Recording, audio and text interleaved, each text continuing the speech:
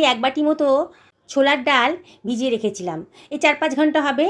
ভালো করে ধুয়ে 3-4 বার জল দিয়ে ভালো করে ধুয়ে জল চেঞ্জ করে তারপর এটাকে ভিজিয়ে রেখেছিলাম। দেখুন কতটা নরম হয়ে গেছে, আঙুল দিয়ে দেখালাম আপনাদেরকে। আমি তাড়াতাড়ি রান্নাটা হয় বলে ছোলার ডালটাকে আমি প্রেসার কুকারে নিয়ে নিয়েছি। আর নিয়ে নিলাম হাফ টেবিল চামচ মতো হলুদের গুঁড়ো, হাফ টেবিল চামচ লবণ, 2খানা তেজপাতা, আর দিয়ে দিচ্ছি গরম জল। গরম জলটা দিলে পরে খুব তাড়াতাড়ি রান্নাটা হয়ে যাবে, ডালটা খুব সুসেদ্ধ হবে। এবার সব কিছু ভালো করে মিশিয়ে নিচ্ছি। এবার প্রেসার কুকারের ঢাকনাটা দিয়ে আমি 2খানা সিটি হতে দেব। 2খানা সিটিতেই আমার ছোলার ডালটা সেদ্ধ হয়ে যাবে। গ্যাস ওভেনে বসিয়ে দিলাম।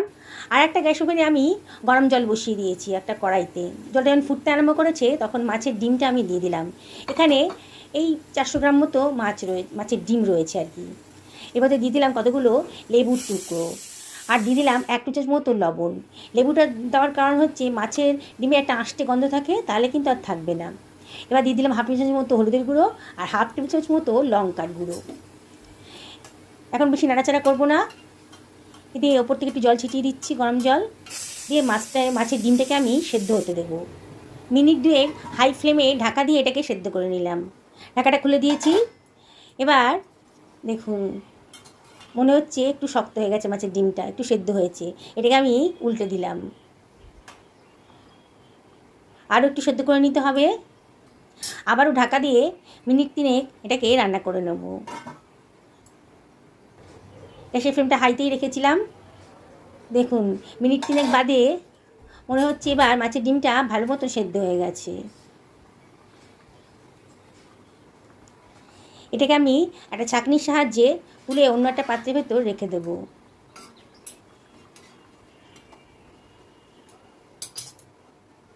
জলটা যথাসময় ঝরিয়ে নিয়ে অন্য একটা পাত্রের ভেতর রেখে দিলাম, ঠান্ডা হতে দেবো এটাকে। এখন খুব গরম আছে, হাত দেওয়া যাবে না। আর জলটা ছেঁকে ছাঁকনি দিয়ে কিছুটা মাছের ডিম আমি পেয়েছি, ওটাও নষ্ট করব না, ওটাও নিয়ে নিলাম। 3খানা পেঁয়াজ নিয়ে নিয়েছি, পেঁয়াজের খোসাগুলো আমি ছাড়িয়ে নিচ্ছি। বন্ধুরা রেসিপিটা কিন্তু খুবই সোজা, কিন্তু একেবারে অজানা। অনেকেই হয়তো এরকম ধরনের রেসিপি আগে কোনো দিনও খাননি। আপনারা শেষ পর্যন্ত রেসিপিটা দেখুন, দেখে আপনাদের খুব ভালো লাগবে। এবার পেঁয়াজটাকে খোসা ছাড়িয়ে নিয়েছি, মাঝখান দিয়ে কেটে ওপরে সাদা অংশটা কেটে বাদ দিয়ে দিলাম। এবার কুচি কুচি করে কেটে নিচ্ছি।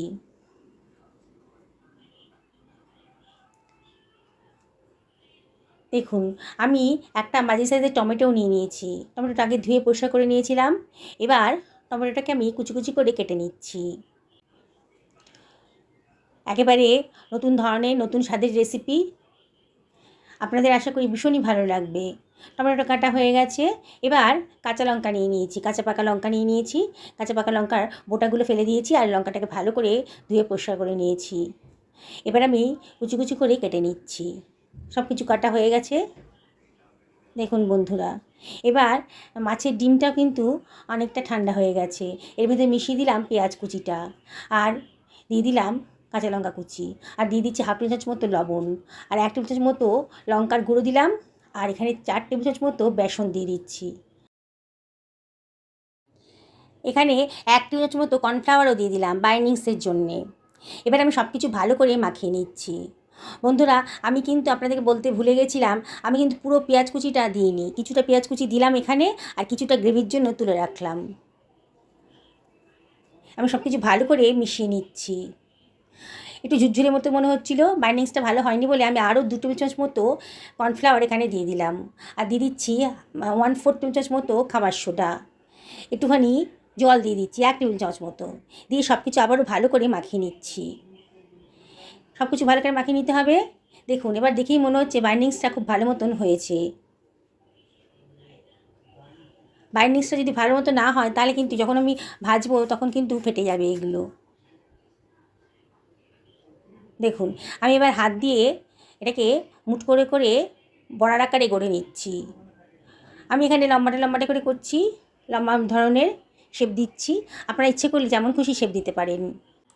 আমি সবগুলো কোপ্তা গড়া হয়ে গেছে। এবার আমি 2 টেবিল চামচ মতো কর্নফ্লাওয়ার একটা প্লেটের ভেতর নিয়ে নিলাম, আর এর ভেতর দিয়ে দিচ্ছি সামান্য একটুখানি লবণ, আর একটুখানি জল দিয়ে কর্নফ্লাওয়ার লবণটা ভালো করে গুলে নিচ্ছি। মাছের ডিম তেলে দিলে পরে খুব ফাটে। আমি আজকে যে প্রসেসে বানাবো না, তাহলে একটা ডিমও কিন্তু মাছের ডিমটা কিন্তু ফাটবে না। আপনারা আমার মতো করে একদিন বানাবেন, দেখবেন কত সহজেই মাছের ডিমের বড়াগুলো তৈরি হয়ে যাচ্ছে। আমি এবার কর্নফ্লাওয়ারের ভেতর কোপ্তাগুলো দিয়ে দিয়েছি, দিয়ে একটু নাড়াচাড়া করে নিলাম, দিয়ে এবার দেখুন তুলে নিয়েছি। কড়াইতে তেল গরম করে দিয়েছি, তেলটা বেশ গরম হয়ে গেছে যখন, তখন আমি কোপ্তাগুলোকে ছেড়ে দিচ্ছি। বন্ধুরা, আমার প্রসেসে যদি রান্না করেন তাহলে একটা কোপ্তাও ফাটবে না। আর মাছের ডিম ফাটে তেলে দিলে পরে এইটাও কিন্তু আর মনে হবে না, একটুকুও ফাটবে না। আমি দিয়ে দিলাম, খুব বেশি একসঙ্গে দেবো না, দিয়ে কিন্তু নাড়ানো যাবে না। একটু পরে ওপর থেকে একটু তেল ছড়িয়ে দিতে হবে। মিনিট খানেক বাদে এটাকে ওলটপালট করে দিতে হবে। প্রথমেই নাড়লে পরে ভেঙে যেতে পারে। আমি এটাকে মিডিয়াম টু হাইতেই রেখেছি গ্যাসের ফ্লেমটাকে। এবার উল্টে পাল্টে কোপ্তাগুলোকে আমি ভেজে নেব। অসাধারণ টেস্টি একটা রেসিপি আজকে তৈরি হতে চলেছে। বন্ধুরা, রেসিপিটি যদি ভালো লাগে তাহলে লাইক, শেয়ার, কমেন্ট করতে কিন্তু ভুলবেন না। নতুন বন্ধুদেরকে রিকোয়েস্ট করবো আমার চ্যানেলটা সাবস্ক্রাইব করার জন্যে। আর পাশে থাকা বেল আইকনটা অবশ্যই ক্লিক করে দেবেন, তাহলে আমার রান্নার নোটিফিকেশানটা আপনারা চটজলদি পেয়ে যাবেন। দেখুন, ওলট পালট করে বারবার করে উল্টে পাল্টে ভালো করে ভেজে নিয়েছি। কোপ্তাগুলো কালার কিন্তু খুব সুন্দর এসে গেছে, বোঝাই যাচ্ছে কোপ্তাগুলো খুব ভালো করে ভাজা হয়ে গেছে। এবার আমি একটা স্ট্যান্ডারের উপর তুলে নিলাম, তেলটা যত সম্ভব ঝরিয়ে নিয়ে এটাকে আমি অন্য একটা পাত্রের ভেতর রেখে দিচ্ছি। দেখলেন তো, ভাজতে কোনো অসুবিধাই হলো না, একটুও তেল ছিটকালো না, আর খুব সুন্দর করে ভাজাটা হয়ে গেছে। বাকি কোপ্তাগুলোও আমি একইভাবে ভেজে নেব। পুরনো বন্ধুদেরকে অনেক ধন্যবাদ, তাদের সাপোর্টের জন্যেই আজকে এত দূর আসতে পেরেছি। তাও আপনাদেরকে রিকোয়েস্ট করব, যদি রেসিপিটা ভালো লাগে তাহলে লাইক করবেন, অবশ্যই কমেন্ট করবেন, আর বন্ধুবান্ধব আত্মীয় স্বজনের কাছে শেয়ার করবেন। আপনাদের একটা লাইক কমেন্ট আমার কাছে অনেক মূল্যবান। আপনাদের বেশি বেশি লাইক আর কমেন্ট পেলে পরে আমার ভিডিও করার উৎসাহটা অনেক গুণ বেড়ে যায়। দেখুন, কথা বলতে বলতে কিন্তু আমার বাকি কোপ্তাগুলোও ভাজা হয়ে গেছে। দেখছেন তো, কোনো প্রবলেমই হলো না। কড়াইতে অনেকটা তেল রয়ে গেছে, এতটা তেল লাগবে না বলে আমি তেলটা সরিয়ে রাখলাম। 2 টেবিল চামচ মতো তেল রেখে দিলাম। এবার ওই তেলের ভেতর দিয়ে দিলাম গোটা গরম মশলা আর 1/2 টেবিল চামচ মতো গোটা জিরে। একটু ফ্রাই হয়ে গেছে যখন, তখন দিয়ে দিলাম কেটে রাখা পেঁয়াজটা, যেটা আমি আগে থেকে সরিয়ে রেখেছিলাম। একটু ভাজা ভাজা মতো করে নিচ্ছি। পেঁয়াজের কালারটা একটু চেঞ্জ হয়ে গেছে, দেখুন। গ্যাসের ফ্লেমটা কিন্তু হাইতেই রেখেছি। এবার এর ভেতর দিয়ে দিচ্ছি 1/2 টেবিল চামচ মতো হলুদের গুঁড়ো, 1 টেবিল চামচ ধনের গুঁড়ো, 1/2 টেবিল চামচ জিরের গুঁড়ো, আর 1 টেবিল চামচ মতো লঙ্কার গুঁড়ো। লঙ্কাটা অবশ্যই আপনারা নিজেদের পছন্দ মতো দেবেন। এবারে আমি দিয়ে দিচ্ছি 1/2 টেবিল চামচ মতো লবণ। লবণটা একটু কমই দিলাম। একটু জল দিয়ে ভালো করে মশলাটা কষিয়ে নেব। আমি মাছের ডিমগুলো যখন সেদ্ধ করছিলাম তখন অনেকটা লবণ দিয়েছিলাম, সেই জন্যে আবার মাছের ডিম বানানোর সময়ও অনেকটা লবণ দিয়েছিলাম, তাই জন্য লবণের পরিমাণটা একটু কমই দিলাম এখানে। গ্যাসের ফ্লেমটা মিডিয়াম টু হাইতে করে একটু ঢাকা দিয়ে দিলাম মিনিট 2-এর জন্যে, তাড়াতাড়ি রান্নাটা হয়ে যাবে। দেখুন, 2 মিনিট বাদে মশলার গা থেকে কিন্তু অল্প অল্প তেল ছাড়তে শুরু করেছে। আবারও মশলাটাকে ভালো করে কষিয়ে নেব। এবারে আমি এর ভিতরে দিয়ে দিচ্ছি কেটে রাখা টমেটোটা দিয়েও আবারও সব কিছু ভালো করে মিশিয়ে নিচ্ছি।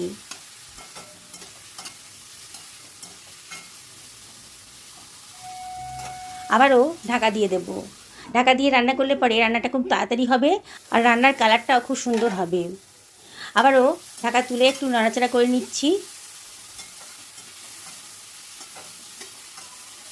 দেখুন বন্ধুরা, বেশ সুন্দর করে মশলাটা কষানো হয়ে গেছে। এবারে আমি সেদ্ধ করে রাখা ছোলার ডালটা দিয়ে দিলাম। প্রেসার কুকারে যেটা সেদ্ধ করে রেখেছিলাম সেটা দিয়ে দিলাম, দিয়ে আবারও সব কিছু ভালো করে মিশিয়ে নিচ্ছি। বন্ধুরা, একেবারে নতুন ধরনের রেসিপি, একেবারে ইউনিক রেসিপি। একদিন অবশ্যই আপনারা বাড়িতে এটা বানাবেন। ঝোলটা যখন ফুটতে শুরু করেছে, গ্যাসের ফ্লেমটা কমিয়ে দিয়ে আমি একটা ম্যাশারের সাহায্যে ডালটাকে একটু ঘেঁটে নেব। খুব বেশি ঘাঁটবো না, একটু ঘেঁটে নিলেই হবে। এবারে এটাকে আমি ফুটতে দেব। গ্যাসের ফ্লেমটা একবার লো করে দিয়েছি। এবারে আমি এটাকে ফুটতে দিচ্ছি। আমি ভেজে রাখা বড়াগুলো আপনাকে দেখাচ্ছি, কোপ্তাগুলো আর কি। দেখুন কতটা ক্রিস্পি হয়েছে।